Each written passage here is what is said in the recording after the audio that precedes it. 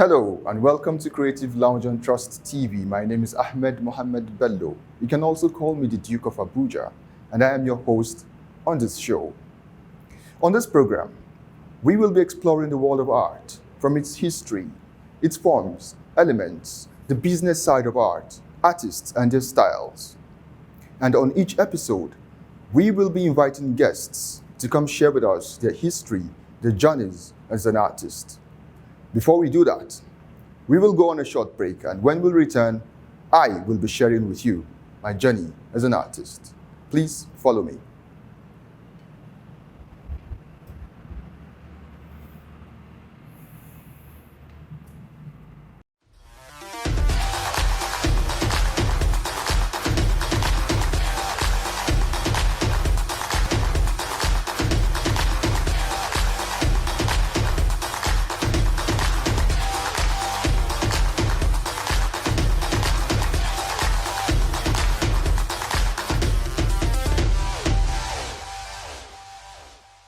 You're welcome back to Creative Lounge, and I'm going to be taking you through my journey as an artist. Being an artist requires a lot of hard work, a lot of, it's intense, it's beyond just painting and drawing. As I started out, I was a boy of about 10 years old who used to draw with pencils. I always sketch out things at the back of my books. During the days of being an actor and boss, after watching movies, you would want to sketch out things you've seen. And it wasn't really a very smooth one because my parents wouldn't let me draw as they found it, not too good a profession, So I had a break at a point. Then later on in life, I picked it up again when I was in uni. I started out with a little bit of dark drawings. Yeah. Then my major breakthrough started when I was out of school, and I started with pastel art. Pastel is chalk, chalk drawings, and I think that was one of my best artworks. I sold a lot of them. Pastel art is, not very common. Not many people know how to, draw with pastel.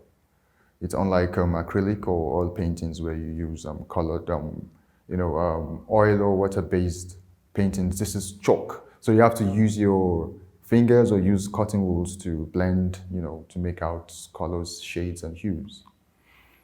Then after that, I needed to evolve.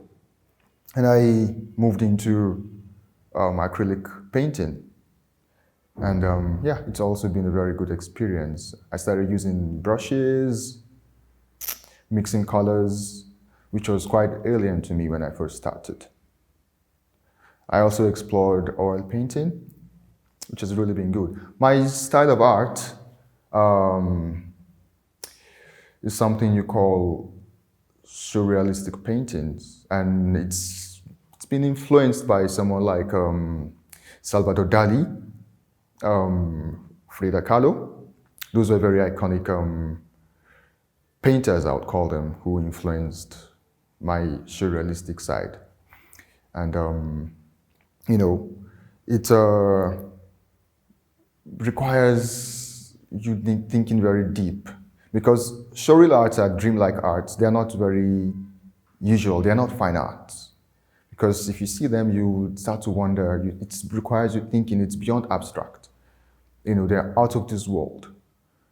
So that's been my journey and my style of art. Art is large. Art is huge. Art is big.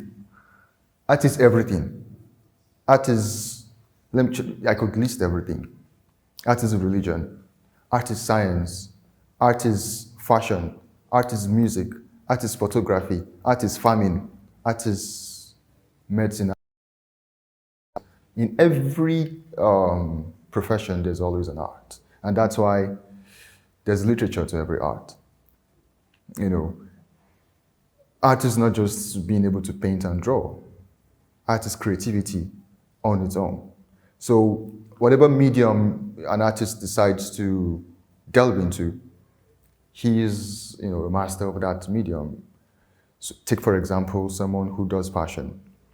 The person has chosen to use fabrics as his medium, and for such a person, you could call the person an artist because he doesn't paint or draw or sculpt. It doesn't make him, a novice to art. He's an artist because it's creativity. Being able to cut and make designs and fit into someone, it's beauty. Art is anything beautiful.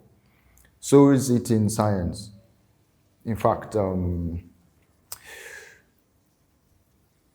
the thin line between science and art is so narrow. But I'm sure many people don't know that, but there's just a very thin line between science and art. Because science itself is art. The ability to take, for example, medicine, the ability to understand the anatomy of a person is art itself. You have to draw in science, in medicine to even master it. You need to know how to, tell what kind of bones are, if someone has a broken bone, you should be able to tell what kind of bones are they, the structure, the forms of those bones. To be a master in anything, you need to know the forms of those things, and that makes you an artist.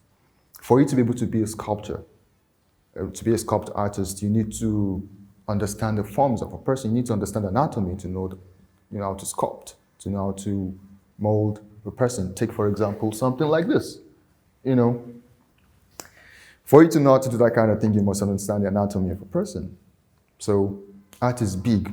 For someone who bakes, such a person is an artist.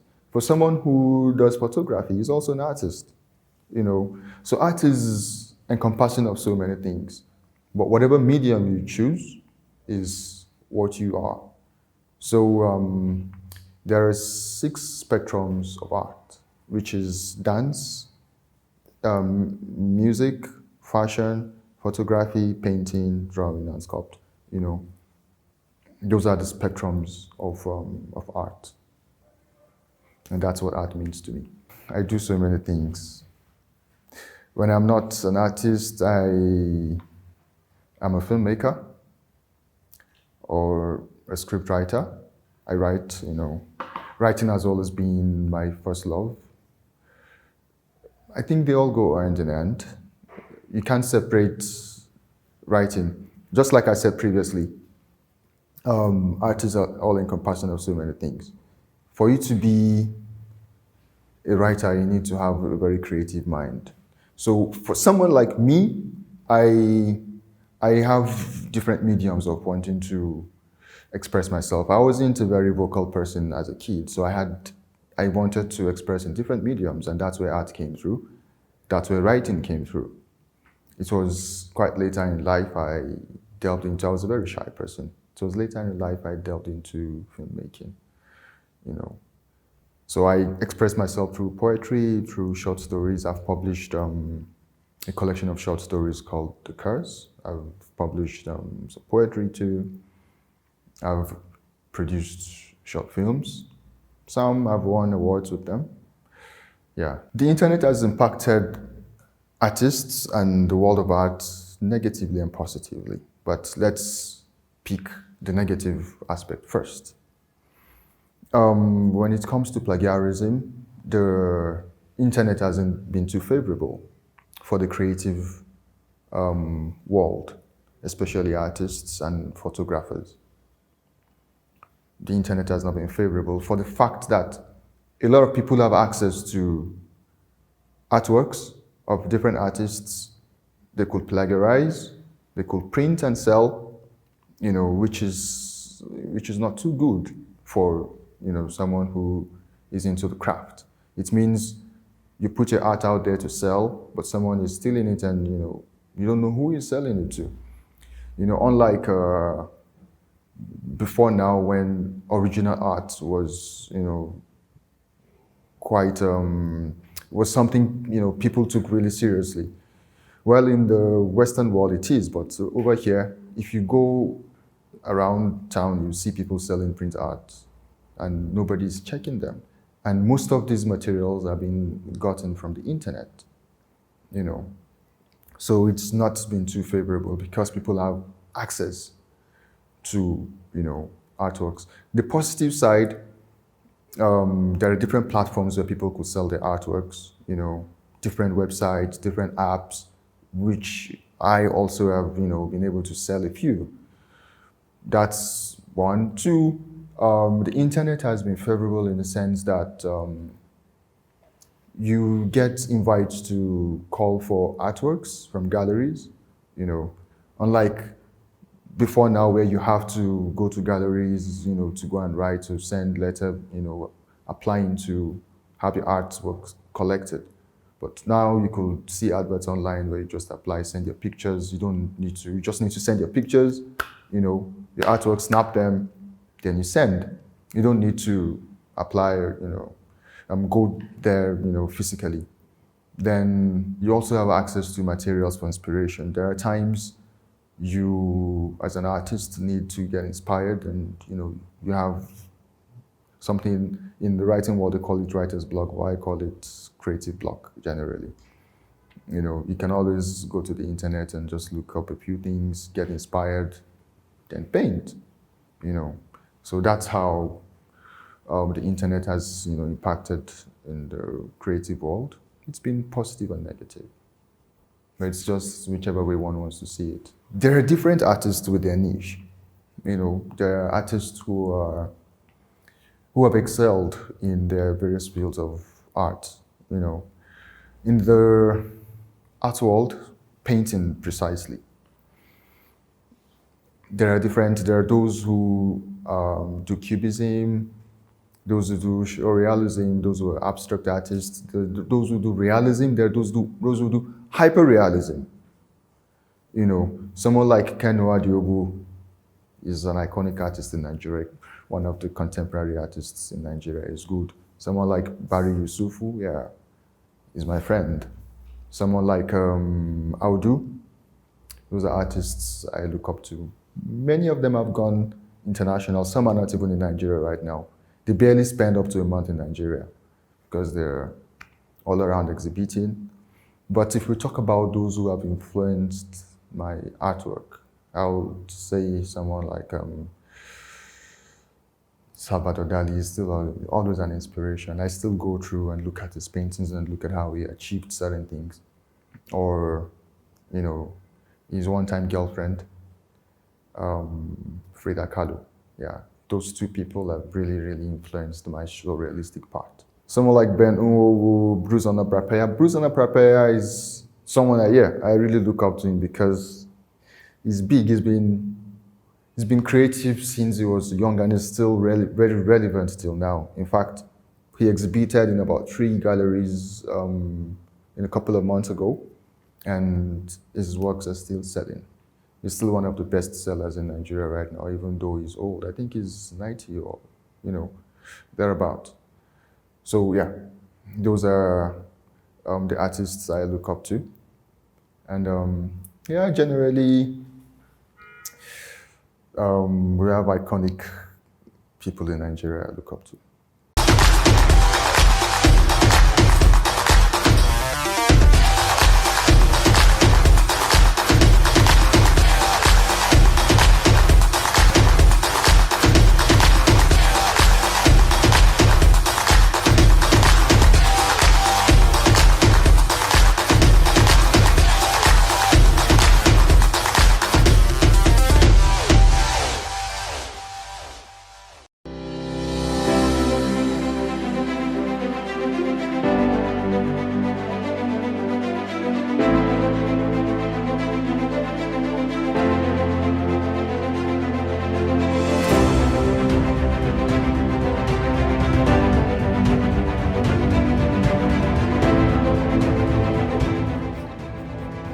So I'm using acrylic paints and marker.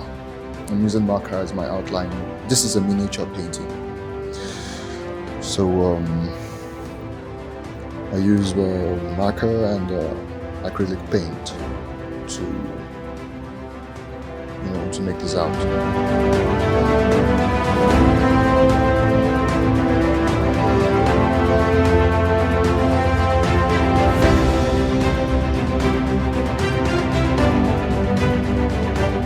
I need to switch brushes. I can't use one brush all through a painting to give the desired effect I need. Most times when I make miniature paintings, it reflects sometimes my emotions or something I saw somewhere. You know, it's just like a painting I made one time on the irony of love. It's usually a man and a woman when I make things like this.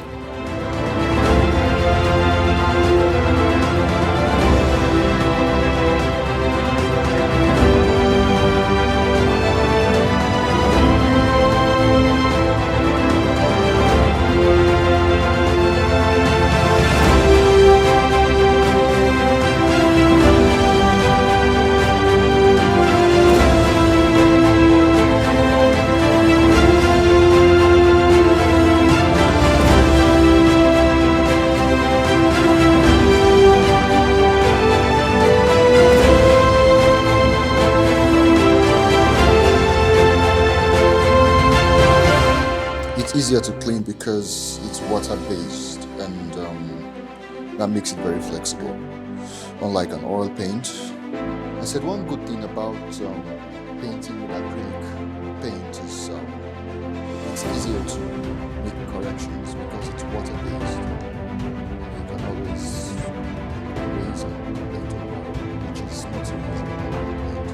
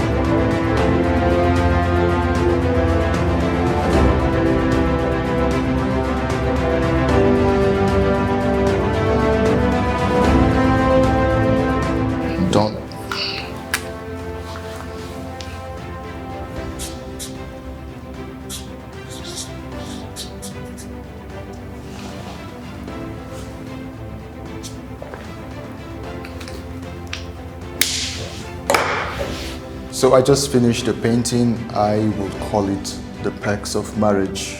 As you can see, this is a man and a woman. This is a painting that usually would take me like 2 to 3 days, but I actually had to brush it up, so I could finish in a few hours.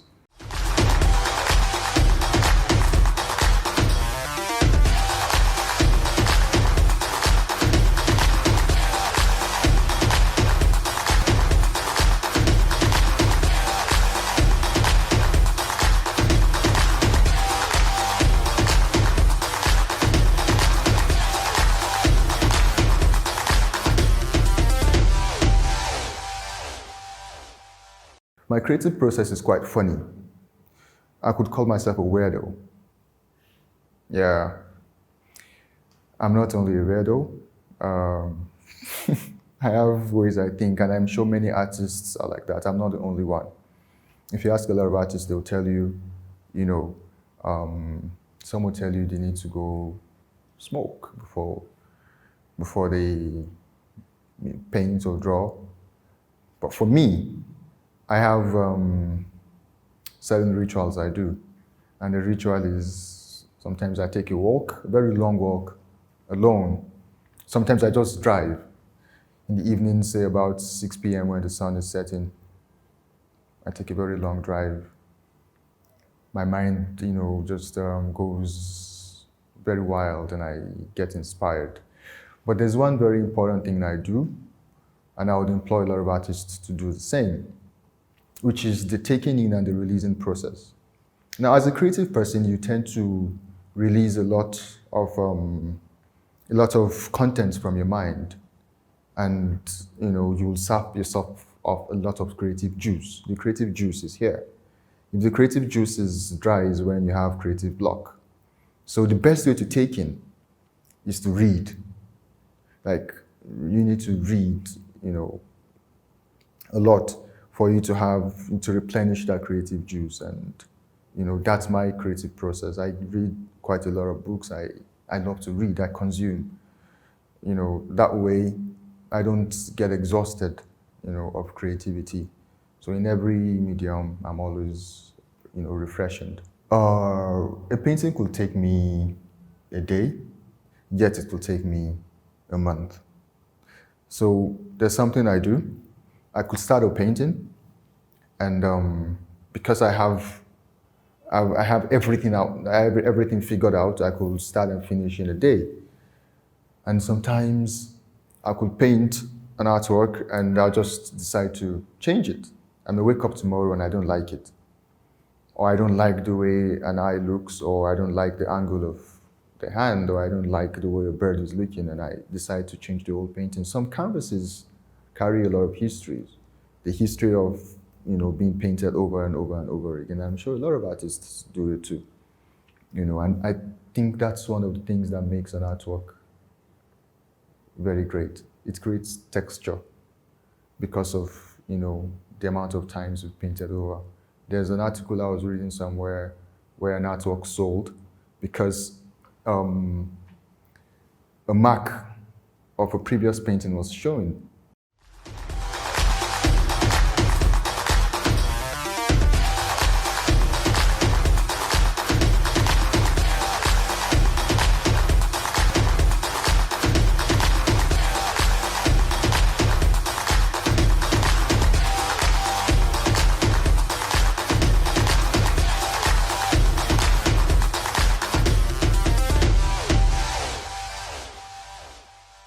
So this is what we call it a day on this show.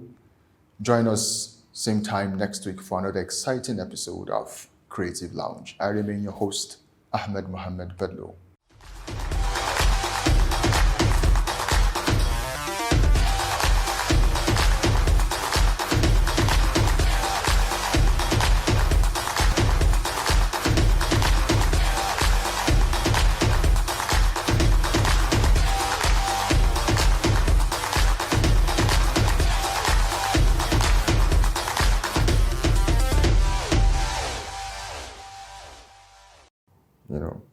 Talking of writing, the writing world, I look up to Chimamanda, Helen Habila. Helen Habila is one of my greatest. Helen Habila and Ben Okri.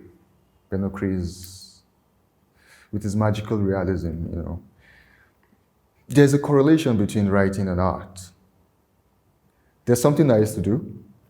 I will read some books, paint a picture from the books, and put it into art.